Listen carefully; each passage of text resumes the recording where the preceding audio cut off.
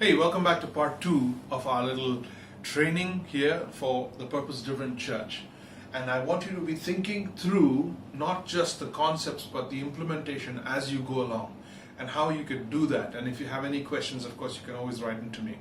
Very important that we ask ourselves, why is it essential that everyone in my church know the purposes of God?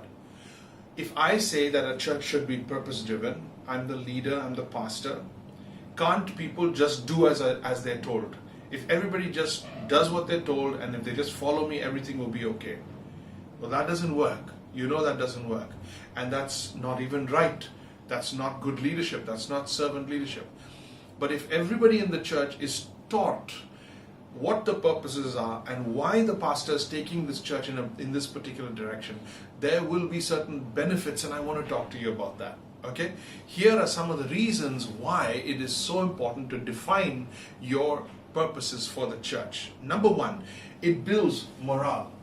It builds morale. Morale means that everybody is on board, excited. There's a sense of energy that is moving together and not against each other. Most of our energy as pastors and leaders goes into just putting up with or working with the one or two people in our churches that just they don't get it, or they take longer to get it, or they just want to work in opposition, or for some reason every church has got those few people, and they are not bad people, but they slow the whole process down. What if everybody was on board? If they were, you'll find that morale will really pick up. The Bible says, let there be real harmony. Let there be real harmony. Why? So there won't be splits in the church. Be of one mind, united in thought and purpose. That's scriptures. Corinthians is talking about a church. Paul was talking to a Corinthian church that was just always divisive, always struggling. You don't want that church, your church, to be like that. Proverbs chapter 29 says, where there is no vision, the people perish. When the people don't see it, when people don't know where you're going, they're not going to follow you forever. Maybe 5% of your church, maybe 10 people in your church will just blindly do what you say. But at the end of the day, they want you to tell them where this bus is going. Okay? So, number one, it builds morale. When you take everybody with you, you clearly teach the purposes and help them understand God's purposes. It builds morale. Write the second one down. It reduces frustration.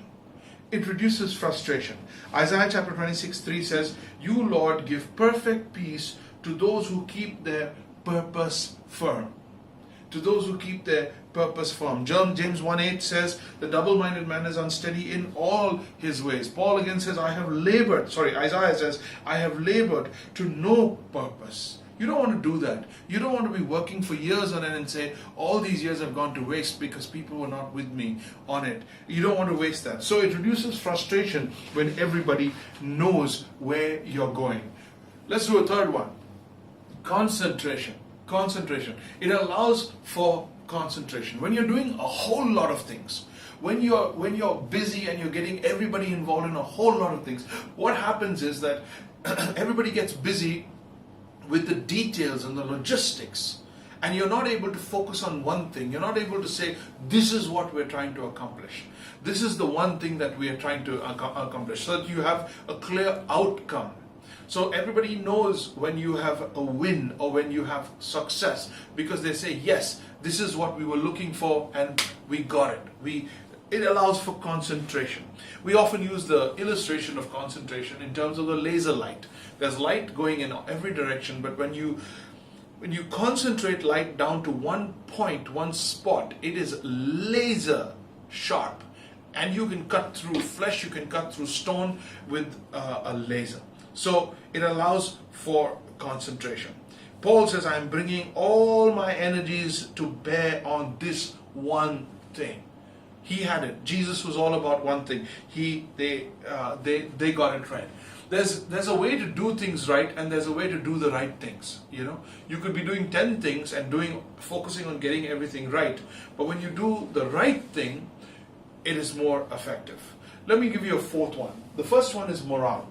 It increases the morale. It is builds the morale of your people when everybody's on board. Number two, it reduces frustration because you got less people working against you. Number three, it allows for concentration because everybody's putting all their energy in the same thing rather than running around in different directions. Number four, it allows for cooperation. It attracts cooperation. Write that down if you can. It attracts cooperation.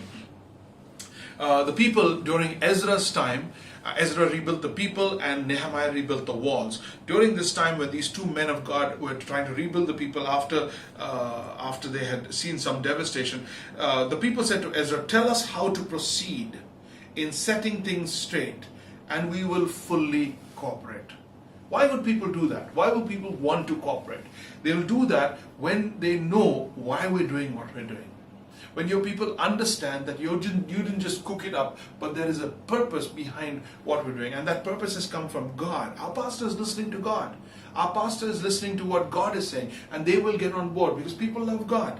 People love God. So even the people who disagree with the pastor will come on board simply because they are convinced that the pastor is leading in the direction where God is going. You have helped me in the work of the gospel, Paul says to the Philippian church. He says, if your goals are good, you will be respected, Proverbs says. So there is good reason why we need to get our people to understand the purposes of God so that they cooperate with us. Can I give you one more?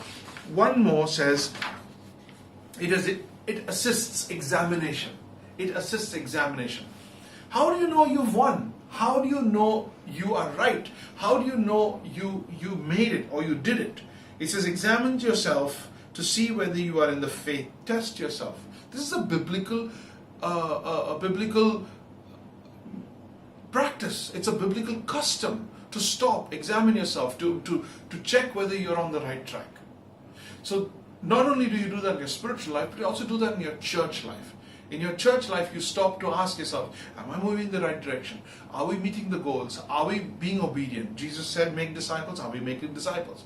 Jesus said, equip one another. Are we equipping one another? Jesus said, love one another. Jesus said, I have other sheep who need to be brought into the fold. Are we doing what he said? When you look at the commands of Christ, we ask ourselves the question. So it assists examination. So you know you have a win. You know you're on the right track. This is very, very important. So think through with me. Not only that a church needs to be clear about its purposes, but why everyone in the church needs to be clear about it. Why it is important to define those purposes so that everybody is on board. These are the things you'll get out of that. It'll increase morale, it'll reduce frustration, it'll allow for concentration, it'll attract cooperation, and will assist examination. Keep thinking through that with me.